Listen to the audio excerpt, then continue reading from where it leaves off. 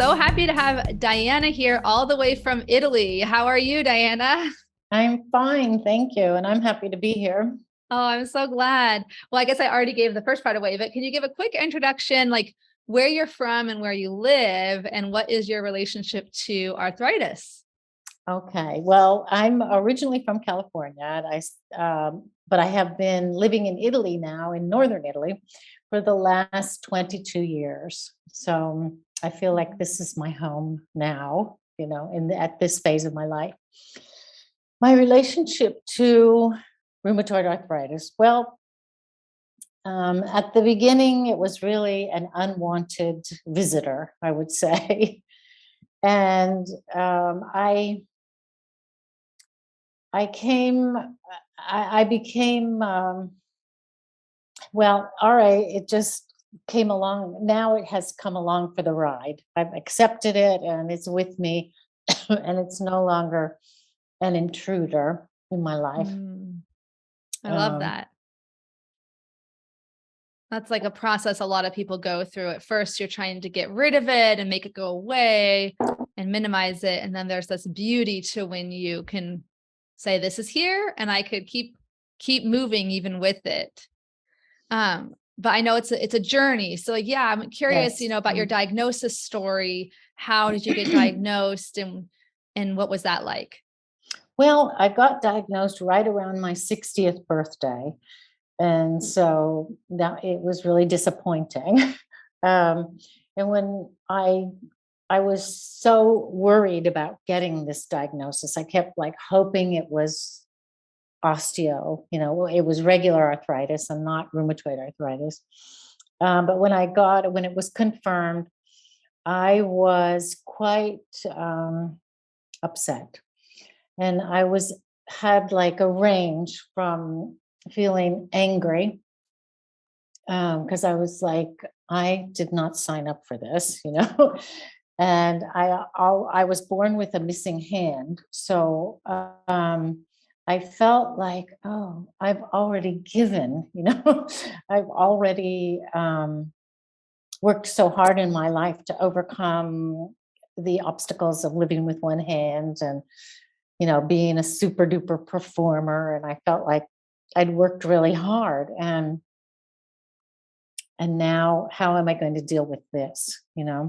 But mostly um, I was worried and afraid. And I was afraid about how it would impact my hand. And in fact, that's all I focused on was my hand.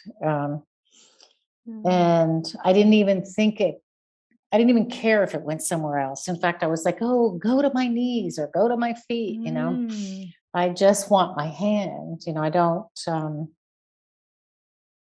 I didn't want anything to happen to it.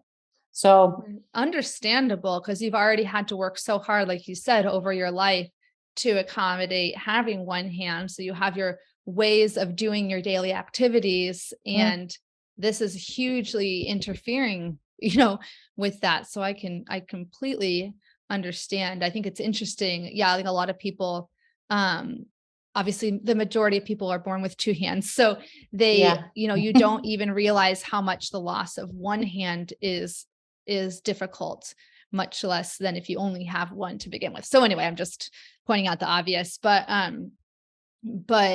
yeah, I think it's a really common experience to kind of hyper focus on one aspect of it, and Yeah. like I didn't even know about the fatigue, or I didn't really process the autoimmune nature of it at all for Me years. I just too. focused on, Yeah. oh, can I play soccer and can I do my sports? Because that was a big part of my life, when I got diagnosed. So it's interesting. It's very similar to a lot of people kind of like choosing one thing, or can I work, but sorry, back to the emotional part, because yeah, I think something's already been taken from you, from birth, your hand. And so now you're like, okay, I have one hand left. Now you're taking that function from me and you're adding pain. And why is this happening to me? Yeah. I mean, that was my fear, that I would Mhm. just, you know, that I would have some, deformed hand and wouldn't be able to do anything. Yeah. Yeah. And Mm, oh, you were diagnosed while living in Italy, right? that's right. Yeah. Yeah. And I'm curious, you know, with the medical system there versus the United States, where I'm from, was there, did you, or can you describe a little bit like what the process was like after you got diagnosed? Like, did you have to wait a long time to get follow-up appointments, or did you get, were there barriers to getting medications? How did that part work? Okay. So when I first got when I first got diagnosed, it was, well, let me just back up a second. Yes. To you go to like your primary care doctor, and I went to her with the pain and everything, and I had thought maybe I had tendinitis because I had it a long time ago. So she did a blood test right away, and the rheumatoid factor was super high. So she sent me right away to a rheumatologist. And the rheumatologists are in the hospital. So you don't go to like a private office or anything, and you go to the rheumatologist in the hospital. And so I got in right away because she put a special marking on the prescription saying urgent, you know. And so, excuse me, when I went there, they diagnosed me immediately. They were very thorough. They did what do you call that? Echo, thinking of it in Italian. Ultrasound? Ultrasound, yeah, Yeah. or Yeah. whatever that is, that they can see the fluid and stuff. Yeah. Was it like a little wand on your hand? Yes, Yeah. yeah. So they did that, and this, it was a woman doctor, and she was very matter of fact. She wrote like her report was like a page. You have rheumatoid arthritis, and I was like, that's it, you know. um, Mm-hmm. and she prescribed what I needed and all that.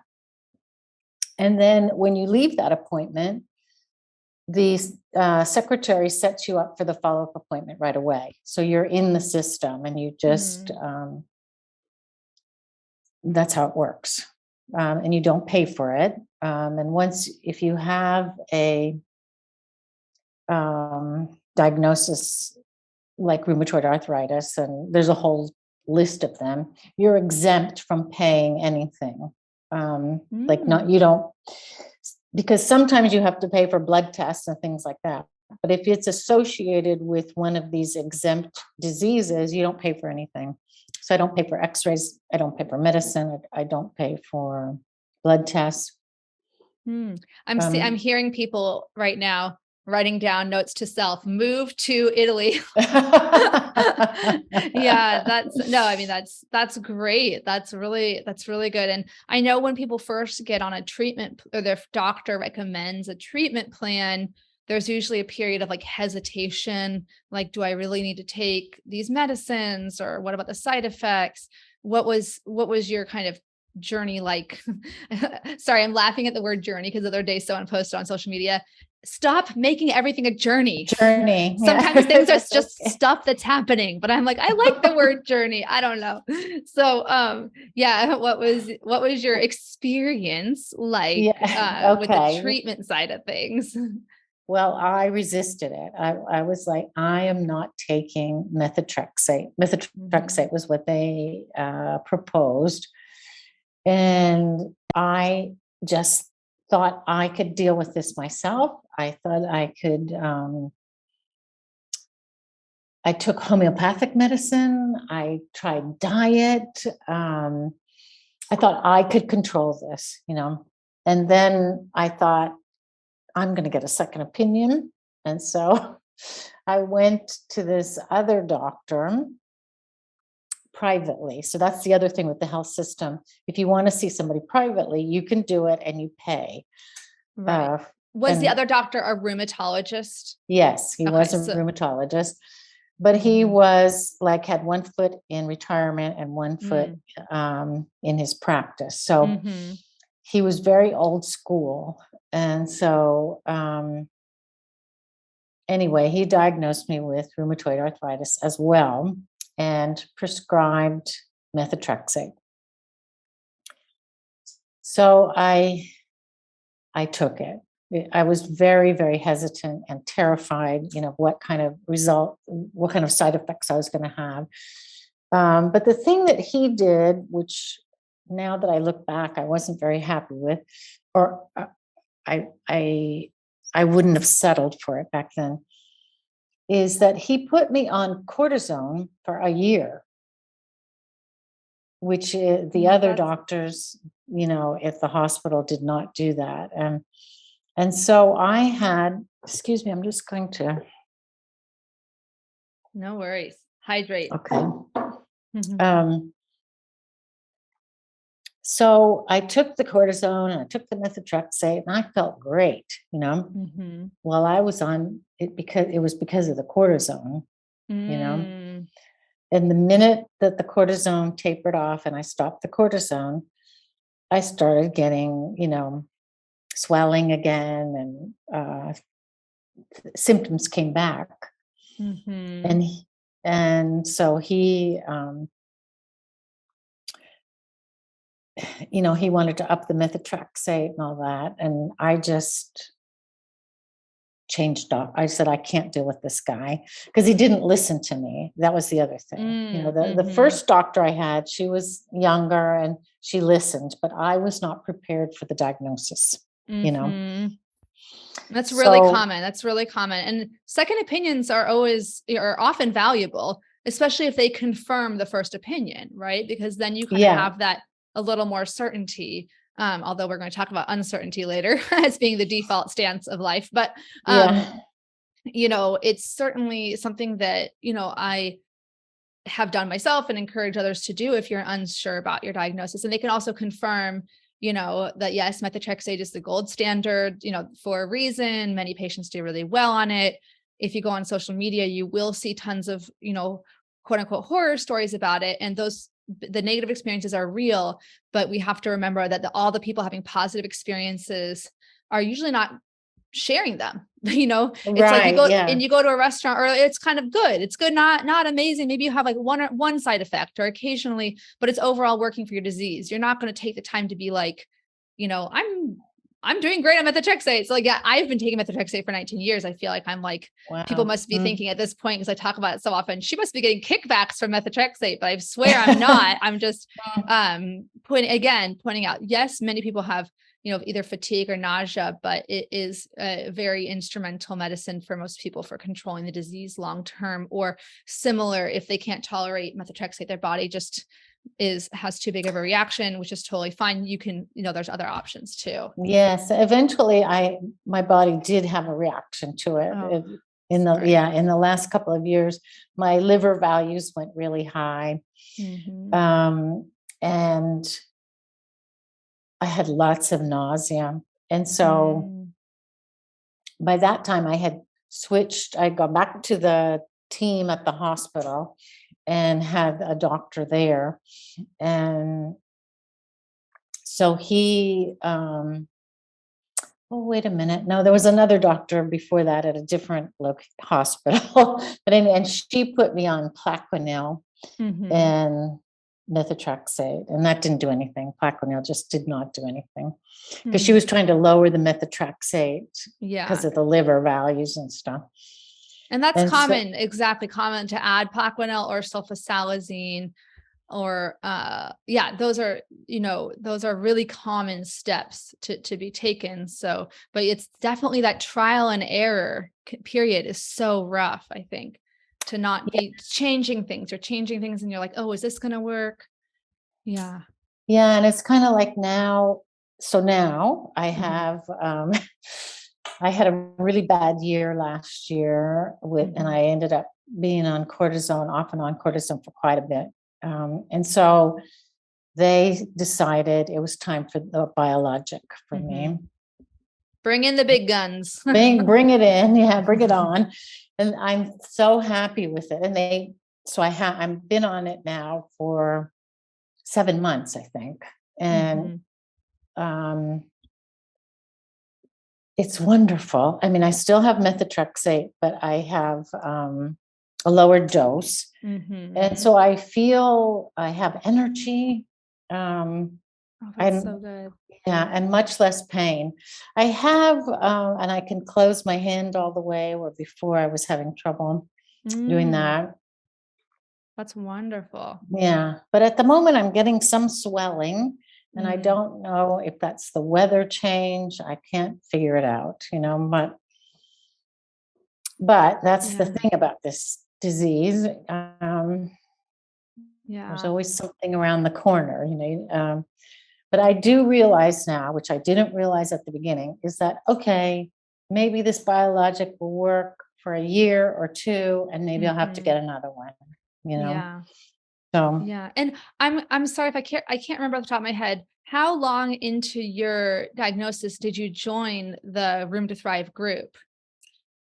Was it pretty soon after or no? No. no, Oh, it okay. was no, it was later. I tried to hook up with an organization here, an Hmm. association, and it's like, you're just light years ahead of the in Oh. terms of Oh, thank you. what you're yeah, no, what you're doing and the approach and everything. And I mean, they're trying, but it's just not as informative, or as patient or driven, Mhm, mhm. Um, so, and plus it was all in Italian. And I Mhm. do, obviously I speak Italian, fairly well. But when you have emotions and things, I think you have to be in your own language. Mm. For me, anyway, I just Yeah. get blocked talking about it in another language. That's really fascinating. And I think maybe there is a different style in the like that you grew up with. Not that it's better or worse, it's just the way of talking about emotions that we grow up with culturally might be Hmm. different. And but yeah, I remember, I think I wonder if in the group, I remember talking about many people, in our Room to Thrive group had the same exact fears and concerns about methotrexate and biologics. And was it helpful to kind of talk through it with others or realize like, I guess I'm putting words in your mouth, but it seemed like it was helpful for people to see like, okay, Oh my God, yeah, it's a yeah. lifeline because nobody tells you about the uncertainty of all this. At least here, no one addressed the uncertainty, Mhm. um, or the fear. Um, Mm. so it was a lifeline. In fact, how I found you was I was searching online. I'm thinking America has to have something, So, Mhm. and I saw one of your things on Instagram. I think it was on Instagram, yeah.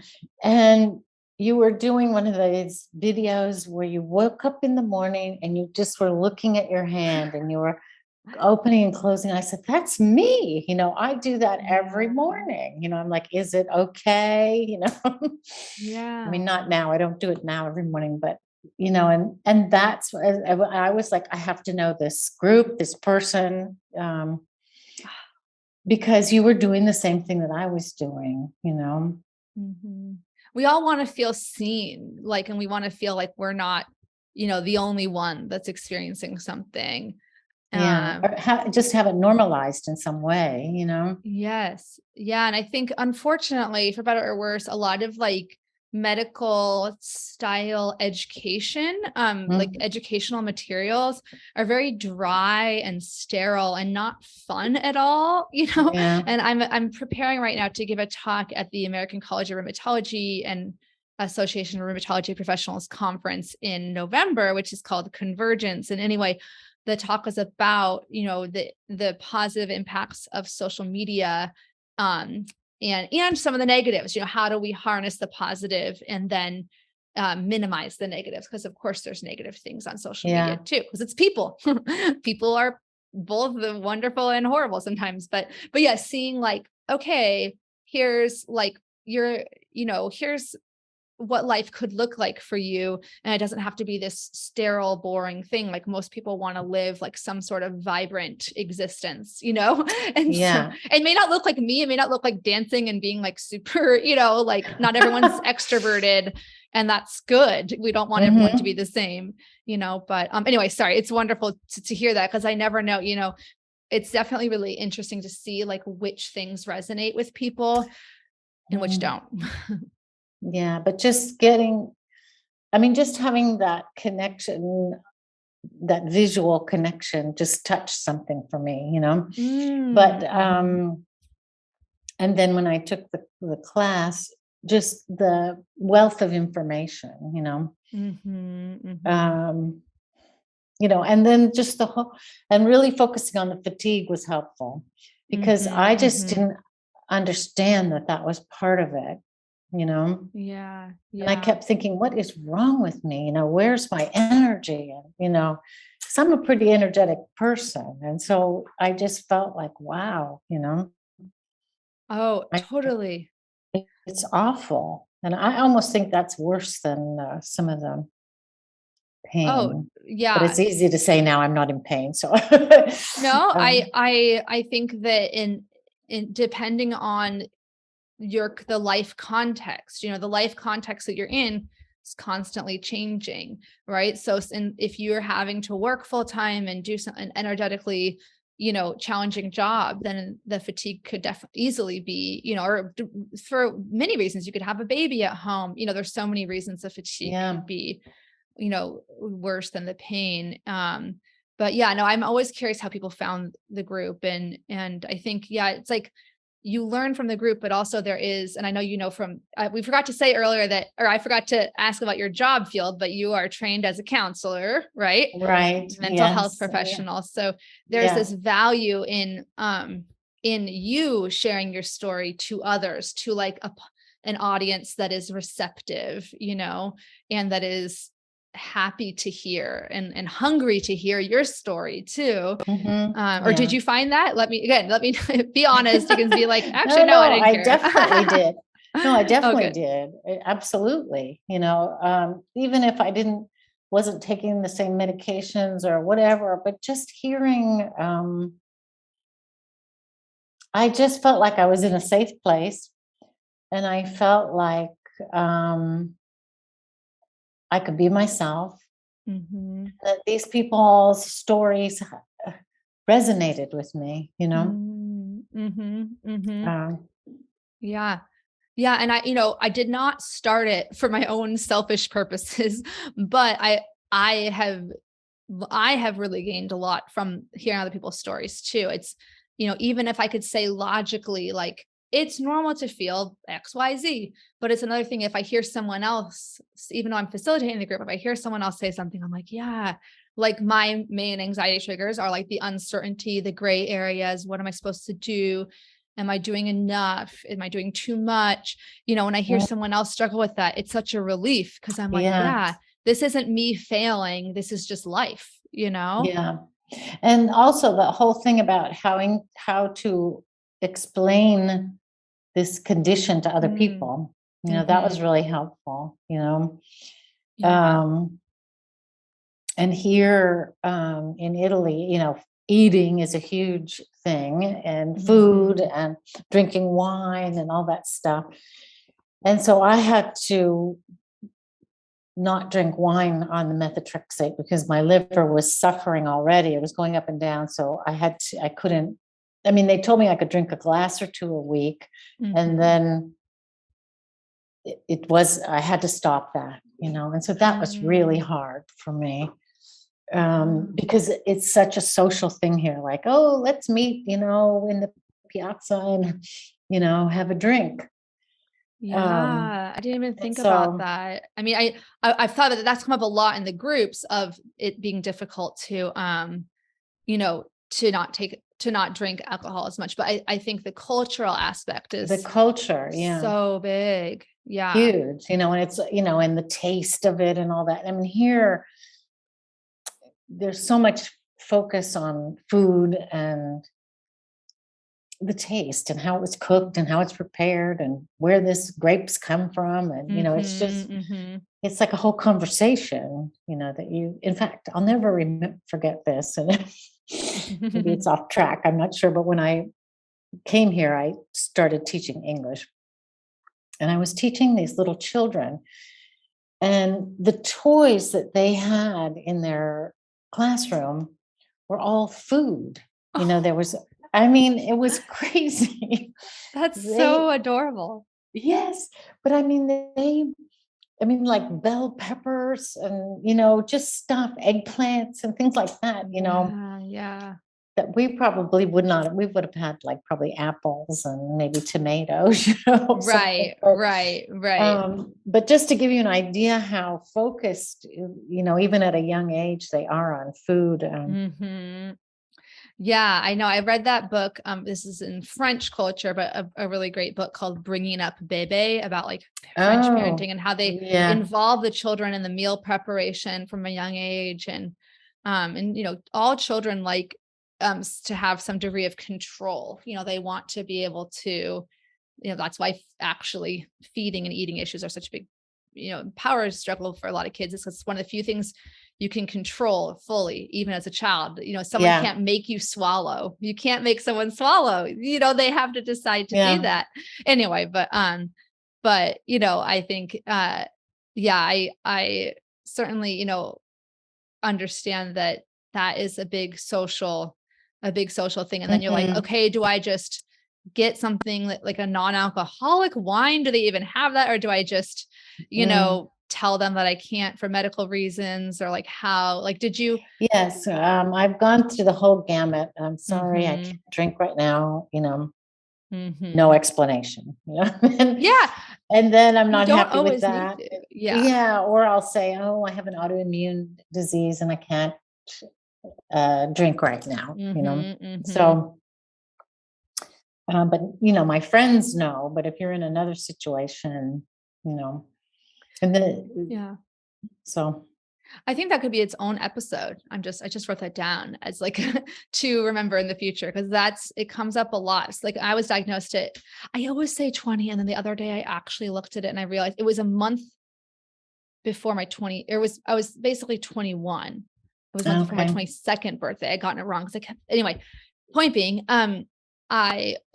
drinking wasn't a big part of my life anyway, because I always joke, like I'm like a control freak. So I didn't like to drink. I was on the soccer team, but I was always like the sober one at parties, but still like hanging out. But for a lot of people, it's a much bigger, deal, a bigger transition. But for today, I want to make sure I go back to that perpetual unsolvable problem of uncertainty. And first of all, again, I really appreciate you being here to share your perspective and your journey with, I said journey again, your experiences with anxiety, because for a long time, even though I've always been really extroverted and not shy about sharing my story of rheumatoid arthritis, it took me a long time to feel comfortable actually publicly talking about anxiety, because I felt such a stigma for myself, because I feel like this is the story that I kept coming up against in my head is, you're privileged, your life is fine. Like, why you shouldn't have anxiety, like boo-hoo for you, little rich white girl from the suburbs. Like, and that's kind of that harsh self-criticism, right? But I felt like, there's people who have real problems out there. Why are mine doesn't count. Mine doesn't count. Yeah. And the only reason I said this multiple times in the past, but the only reason I eventually went to therapy was for postpartum anxiety and postpartum depression, because there was so much work in the United States, at least, on destigmatizing postpartum mental health. And I was like, okay. And in my head again, well, this is normal. A lot of people feel postpartum mood disorders, and like, it'll just be a short-term thing. It'll be like 3 months. Like, I'm an A student. I'm going to ACE therapy, so that's my whole, but anyway, so then I was kind of like, didn't want to talk about it. And then I finally, like, once I opened the Pandora box of talking about it, I'm like, yeah, like word vomit all the time. But for you, Dianna, my guest today, yes, so focus on you. What has anxiety looked like for you with regards to coping with rheumatoid arthritis and just whatever you want to say about anxiety. Yes. Well, anxiety is a powerful thing. It's very powerful. And so apart from having this, I think I've always had anxiety, I've been prone to anxiety, just because of my conditions of growing up, and my father uh, was a Korean War veteran suffering from PTSD, and so Oh, wow. I'm sorry. and so I just think I had fear transmitted to me, not just from him, but from the family, and I just so so I think it was at an unconscious level. I think it's part of me. It just transmitted. So now I lost track. Okay, so that it's part of my life. Yeah, But no, in that terms, it's not, yeah, it wasn't like you were like, no worries, diagnosis of RA, suddenly worries. Like you had no, some no, no. worries I think, before. yeah, Yeah. I'm one of these people who worry, Hmm. and one of these people who think about things a lot, before making a decision. And that's just my personality. Well, we have to keep worrying or else, because no one else is worrying. So we have to be the ones worrying, Right. right? Yes. And I'm a good worrier, I'm, Yeah. Yeah. so I think that's just part of my personality. Mhm. But with something like, so uncertainty and not being able to control things is a source of, worry. And it triggers things. So this rheumatoid just gives you like a huge opportunity to to obsess, to Yeah. worry. And so it was like, oh my God, here I have multiple opportunities and things to worry about. So Mhm. you just pick one and go on a track with it and obsess is and of course the hand was the thing for me. Mm, Um, mhm. so Yeah.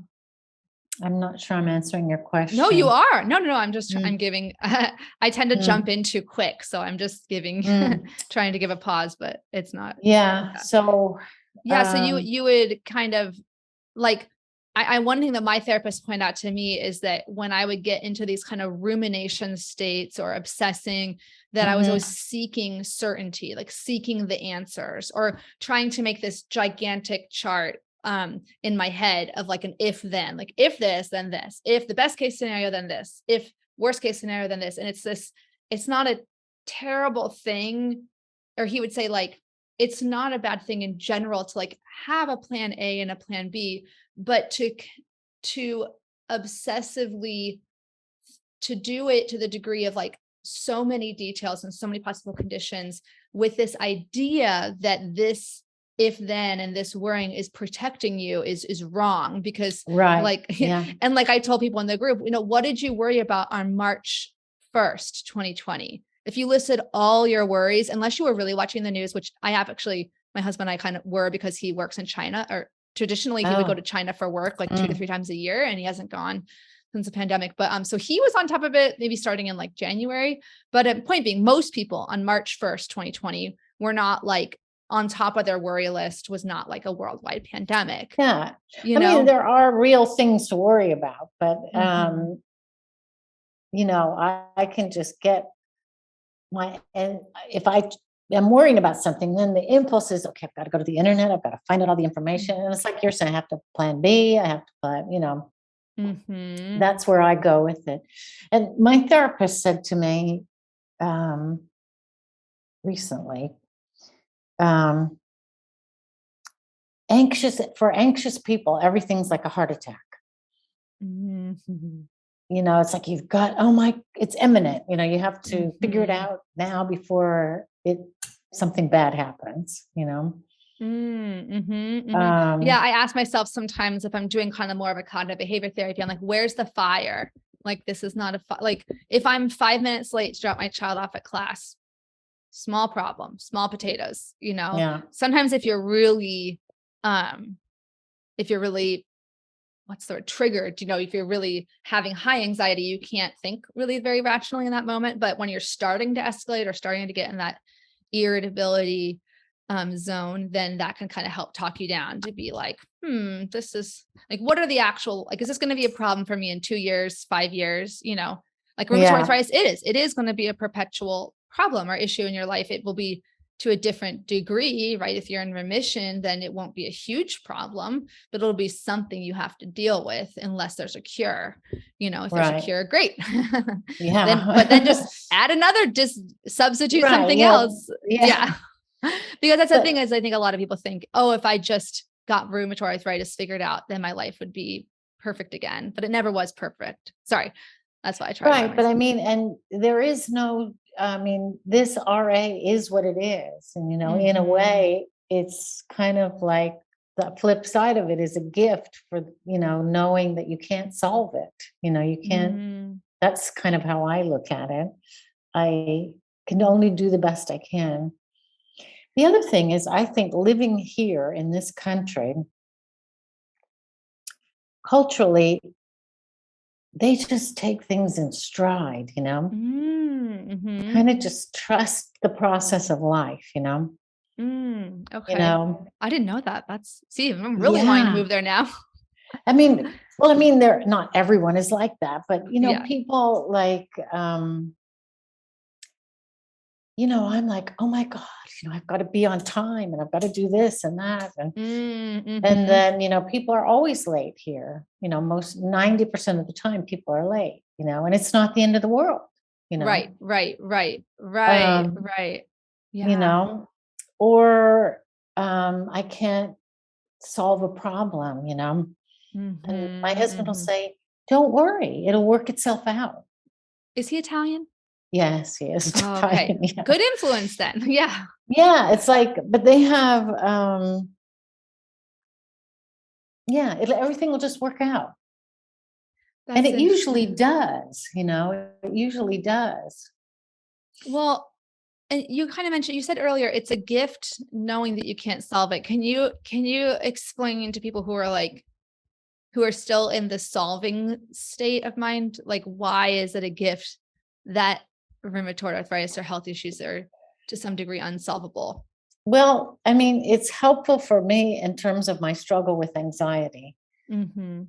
because it's kind of like, okay, the only thing for sure about this is that it's uncertain. Mhm. Mhm. Yes, there are certain things, certain treatments and all that kind of stuff, but it's like, I'm never going to know what's around the corner with it. I'm never going to Yes, know, yes. like in the morning, am I going to wake up and my knees are going to hurt? Or, Mhm.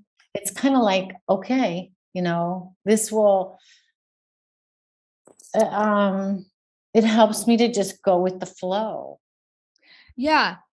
I Just would kind of, agree with that. Yeah. Well, and I think, I mean, it's not, it's a struggle sometimes for sure, mhm, mhm. but, Yeah, I think the way I sometimes try to like quantify it is, let's say I have like 100 energy units, right? mm, And if I'm spending 80 of those trying to solve an unsolvable problem, that I could be maybe saying, or a problem that's ultimately unsolvable, maybe partially solvable in the moment. And when I say solvable, I just mean, like, let's say I'm in pain. Okay, maybe I mhm, could put a cold pack on. Maybe I could up my medicine that day. But there's some degree to which that pain may be unsolvable. It may persist to a certain degree. So what if I took those 80 and I only put 20 towards solving the problem, and then I have 60 more units of energy to put towards what's in the now, what's my yeah, actual life? Because I think anxiety makes you want to live in this future that you're trying to control, with this illusion that if I just think of everything and I research everything, then I'll be able to live. I'm not going to live in the moment now. I'm going to live in the moment in the future after I figure out all these problems. Because right. And then it's gone, yeah, then your whole life is spent waiting for this future. Yeah. Yeah. Or even sometimes anxiety just can paralyze me from taking action. you know, you Yeah, know, that's true too. Yeah, it's like that. it's the opposite, the other side of the spinning, trying to figure out the other Mhm. side is I'm just like, uh-oh, now what do I do? And I'm just, Yeah. I can't act. Mhm. Well, speaking of ACT, that is the acronym of And acceptance and yes, yeah, commitment therapy. Yeah, yeah, and no, yeah, I often say the word acceptance gets a bad reputation, in pain management. Understandably, most people, the last thing they want to do is think about accepting pain, for accepting sure. fatigue, Yeah. accepting uncertainty. But what does acceptance mean to you? Or I mean, we've obviously kind of already talked about it, but not with necessarily the word acceptance as much. Hmm. Well, maybe I can just give you this sort of example. Yeah. Um, as I said, when I first got the diagnosis and I thought about how I worked so hard with my not having a hand. And so I saw myself as that little girl, and I called myself the little girl with the hook, because at that time the prosthesis I Mm. had was a hook. And so Mhm. I would um, talk to her. And so the way I reached the acceptance was many crying conversations, and Yeah. I just said to her, there are three of us now. Aw. And the other one is the rheumatoid is part of our lives now. And so that's it. I don't Yeah. know if that answers your question. It Um, does, like, because you're not fighting it. And yes. that word Yeah. allowing is also one that my therapist taught me and I learned more Yeah. about in acceptance and commitment therapy. But it's like, this is here. What if I don't fight it? What if I allow it to be here and then I proceed to live my life with it rather than fighting it, I think is, Yes. And then to realize that I did have the strength. I do have the strength. mhm. Um, because she's there with me and, we did it already. And so, I love um, that. And yeah, that's why I do think having some past experience with either a medical issue or a, developmental difference or limb difference like you have some built up self-efficacy in the area of like, I can cope with something that a lot of people would think on the surface, I could never deal with. I could never. yeah, yeah, How could I ever deal with that? What you have to, cope with and adapt to. You already have kind of some built up um self-efficacy, but at the same time there is something different about a systemic condition that so fluctuates. It's not like you wake yeah, up, it'd be like you wake up one day you have one finger on your left hand, the other day you have three fingers, the other day you have five, and then you have yeah, zero. And then you're like, you do different things to try to make it better. You do the diet, you do the medicine, but it still seems to sometimes randomly, yeah. You can't master it, like yeah, totally. Um, yeah. you Sorry, that was the know, weirdest analogy. no, I get it, because I could master the hook, I could do that, Yeah, you know. right. Um, Yeah, or and you're like, this this is is the different. technique. This is how I wash my hair. This is how I write. This is how Yeah. I, cook my food. And you don't need to think of a new strategy each day. But I really like this phrase, dynamic disability. People started using recently, or Oh, maybe I that's recently discovered it. interesting. Yeah, dynamic disability. I wish I don't. I'll give credit if I can find it to whomever coined that. But yeah, the Hmm. idea of it's this thing of, you might need in the USA, we have these, they used to be called handicapped cards or disability parking cards that allow you put them on your Hmm. car and then you can park in the Yeah. accessible parking spot. And, it used to be like this hard line, like you either need it all the time or you don't ever need it. And now there's a recognition that like people have dynamic disabilities, they might need to have the card as a tool for maybe Yeah. the 5 to 10 days on a month, they're having a really high pain or fatigue day and they can't get easily from the parking spot to the store. But the other days they don't need it, and our society doesn't really have a good paradigm for those gray No. area, Yeah, it's you black and know? white. Yeah. Yeah. Yeah. Oh, well, I love talking about this. Is there any other coping tools? I know you did mention that that you have a therapist, which I'm always trying to, encourage people. If you can get Oh, therapy, that's coping tools helpful. for the anxiety. Yeah. Yeah. Let's see. Well, I mean, that whole ACT therapy Hmm. concept was really helpful. And the thing I love the most from that is, when things start going, I just say, well, that's not a useful thought, is it? It's not useful. This is not a useful thought. That just kind of stops me in my tracks. Mm-hmm. Because I like to be pragmatic. I like Yeah, to that's think I'm great. being used. And so that really, this isn't useful. Why am I wasting my time on it? That Hmm. I like Hmm. that. Um, I'm finding that exercise can help, like changing the location of where I am and maybe start doing something physical. Mm. Um, and then I um, have these, I don't want to say homeopathic, but these drops that I take that they're based on this plant. Mm. It's not a farm, what's the word? It's not a Is it drug. essential? Is it essential oil? No, it's Oh, not an oh, oil. It interesting. comes from Okay. a plant. Oh, cool. And the plant in Italian, the name of the plant is Tilium. I Okay. can look it up later and tell you the translation, but it comes from a plant and it's to help calm you. Mhm, mhm. And so if I'm really out there, I take that. Um, and you just put the drops in water and, That's great. yeah. What And about oh, sorry, keep going. I was just going to say, and I like it because it's not it's something natural, and, Mhm, mhm. which I prefer. But Right. Yeah, definitely rheumatoid arthritis poses a challenge to a lot of a mental challenge to a lot of people who are really committed to an all natural, yeah, stance. I really empathize with that.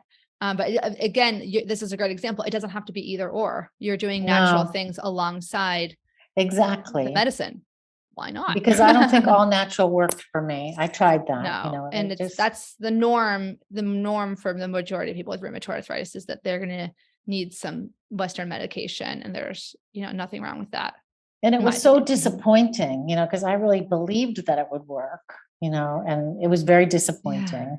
yeah, Um, you're definitely but not alone in yeah, that. And then I know that one of your I don't know if you want to call it like a hobby or something that you really, really love is writing.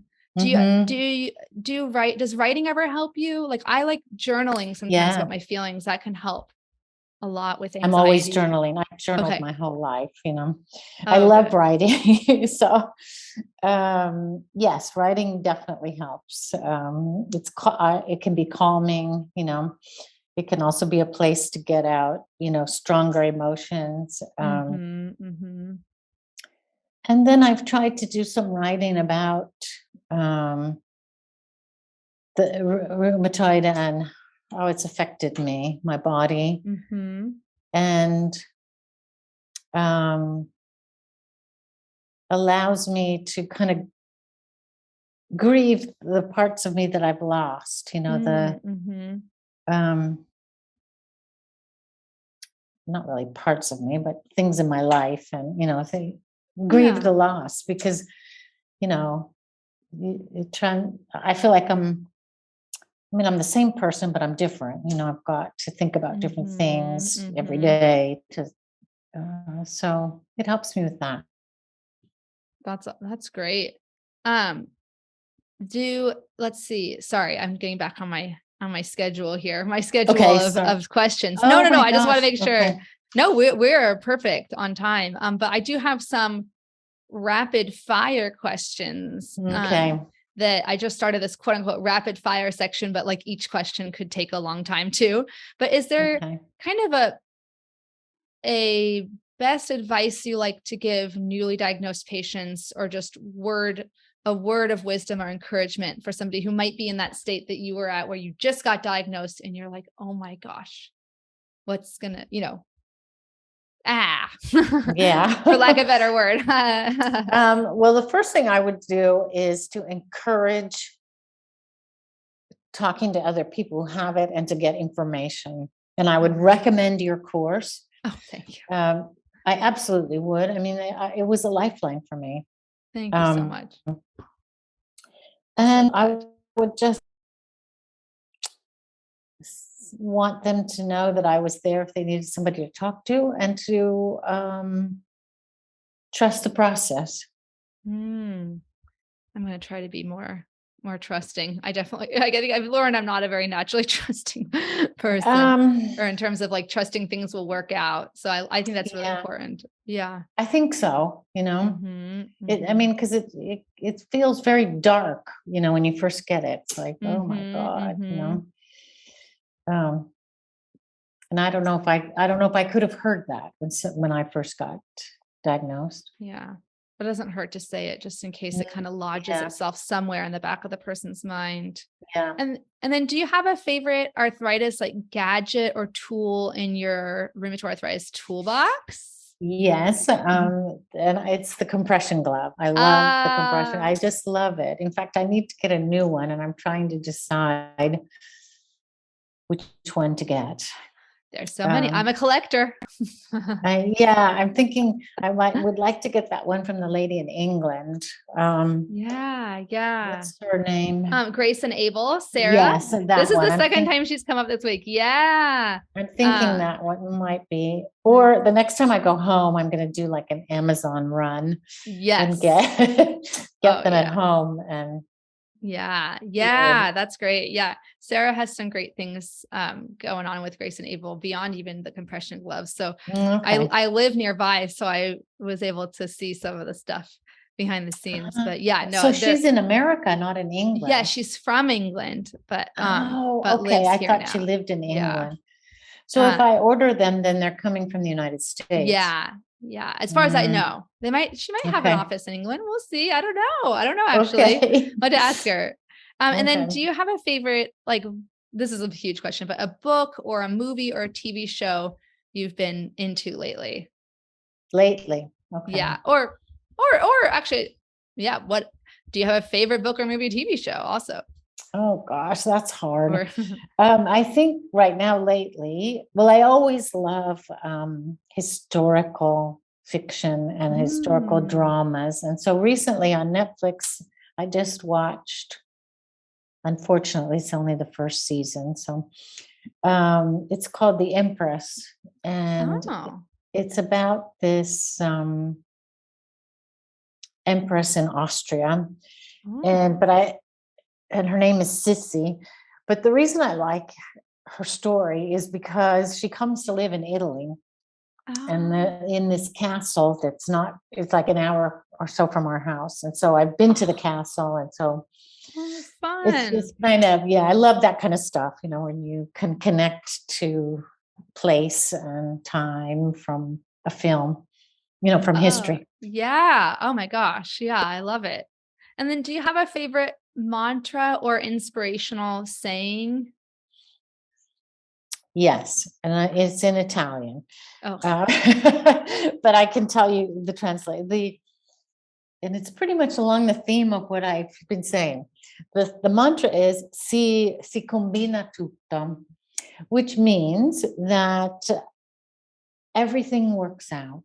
There's a solution for everything. And and my husband is always telling me that, when I get into these worry things. Si combina tutto. No. Oh, that's so sweet. And then, other than the Empress, what is something in general that's bringing you joy right now? Bring me joy. Well, the fall weather. I mean, we had such a horrible summer of heat and humidity. And then one of my essays got published. So, Is Yeah. it like So publicly, like, is it something people could look up if we wanted to? it's unfortunately, I Okay. have 3 things published, and Oh, 2 of them are online, but this recent one was in a print journal, oh, okay. Okay. literary journal. So you'd have to buy the journal. But Oh, okay. Oh, that's exciting though. I yeah, can put and a link so to it.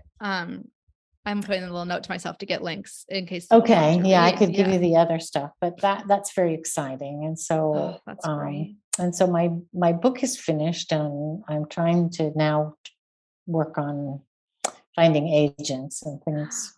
That's so Yes, exciting. it's exciting.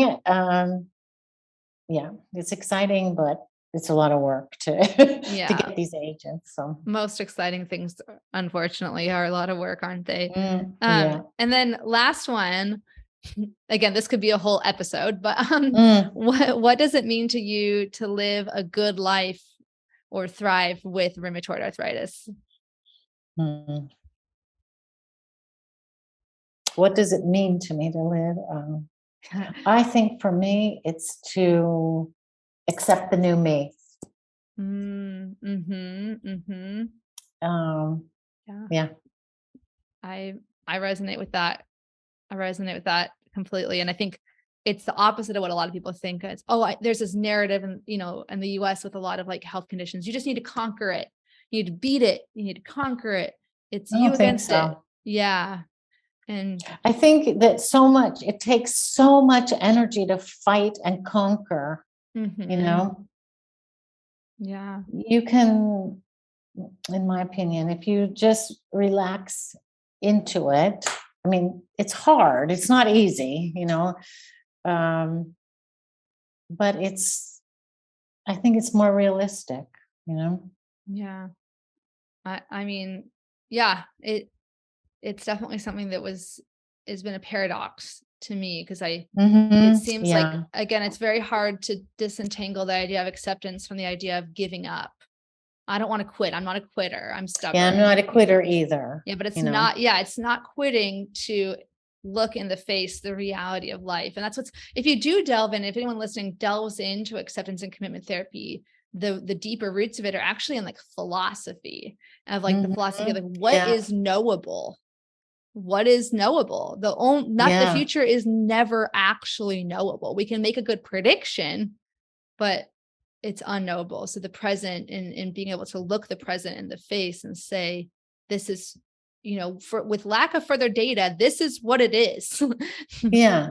And also to realize it's not easy, to Yes. accept. It's not just like, okay, I've accepted it, but every day it's an everyday thing, it's not, Yeah, that's so true. It's an everyday battle. Yeah. yeah. I use that battle analogy though. No, I shouldn't use that.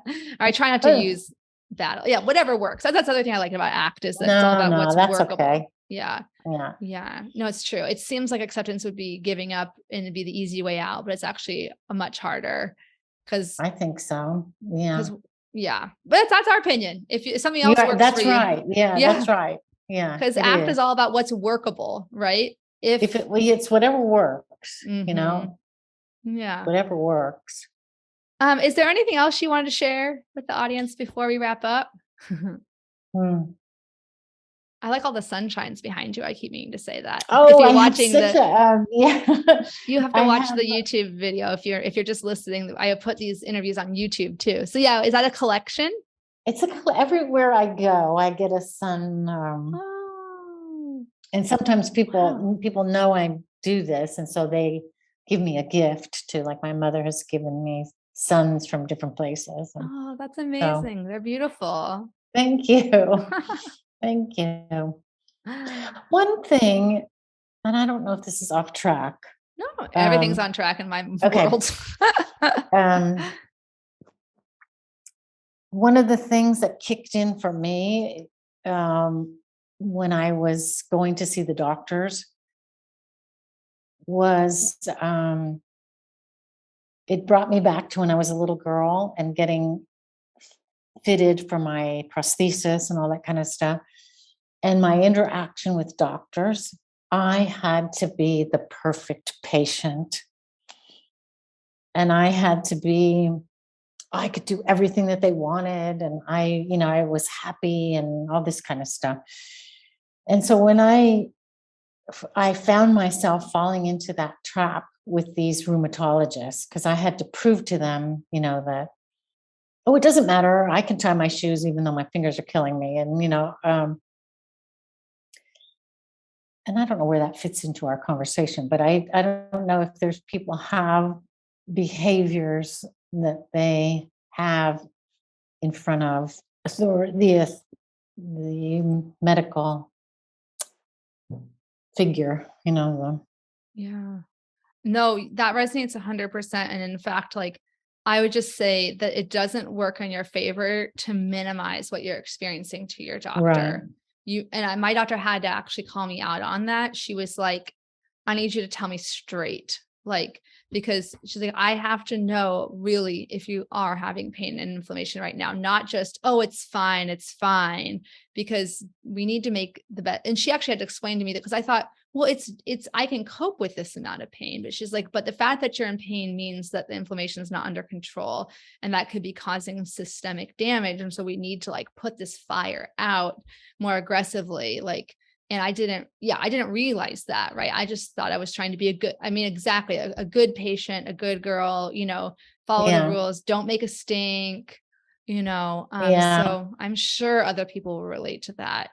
And, Like I have this little pain going on in this finger that I've had it for quite a while. And I'm like, well, does that count? Am I supposed to bring that up? Or, mhm, mhm. maybe I just need to live with this because I'm so happy that everything else is working. And so Yeah, it's always, I think when in doubt, at least communicate to your medical team is kind of a mm, rule of thumb that I do, because it's like sometimes there's been things I didn't even realize were potentially a big deal, or things I thought were a big deal that actually weren't, so when yeah. in doubt, um yeah, when in doubt, share it with the team, and they can tell you whether it's a big deal or not. Okay. I Yeah. would say, yeah. That's good Um advice. Yeah. Yeah, it's not medical advice though. No, I'm just kidding. Sorry. I was Sorry. like, Sorry. no, no, no, no, no. I'm joking, because like the word advice is very loaded. I was covering that in my talk on Oh, social okay. media. You have to be, as a licensed health provider, and you have to be really Yeah. careful, You have to right? be And very careful. it's funny Yeah. actually, because the paradigm of like counselors and counseling, there are a lot of great counselors and psychologists online that are providing really meaningful and valuable content. And no one is like confused. Like if I watch an influential, Instagram or, reel or video from somebody who's a therapist, I'm not confused that like they're my therapist. They're not, but it's funny because when it comes to other health providers giving advice on, or giving tips or pointers or education online, there is this huge concern with like, is this coming across as like personal medical advice? Anyway, sorry, that's just another Yeah. tangent. I think you have to be careful. Yeah, I do yeah. think because you don't really know how people are receiving it, you know? That's true. That's really true. Yeah, it's kind of scary. I think the good outweighs the bad for me being like a, person sharing a lot online. But yeah, certainly I want to consider all possible negative connotations. I would never want someone to be like, well, Well, Cheryl said this. So, yeah, no, I mean, you that's why know, people do the disclaimers, right? They yes, just yes. And by yeah. the way, this episode, like all the episodes, does have a medical disclaimer. But Yeah. oh, speaking of online world, I'm gonna put a link to your Instagram in the show notes. But if you just want to say it out loud in case anyone's like on Instagram as we speak, where can they find you? Oh my God. On Instagram, but I don't know what my handle Oh, is. let me look it up because I know I'm following you. So, It's DIC. Let me okay, get it. so it's DI and then my surname, which is Canizzo, Hmm. Okay. Cannizzo. Yep, that's you on Instagram. So if people want to Okay. follow you, follow up, or just say thank you for this episode, then Sure. yeah, I'm grateful again. And sharing your story, even if you're excited about it, like I usually am excited, it's also emotional to share your story and share Yeah. your, what you've been through. emotionally and physically. So thank you. Thank you for sharing today. Thank you. I really feel privileged to be able to be part of the arthritis world, your podcast. And No, thank you. No, it's the pleasure. The pleasure is all mine. The privilege. okay. Yeah, no. Thank you. And Thank have a good you. rest of your day. Bye bye for now. Okay, bye.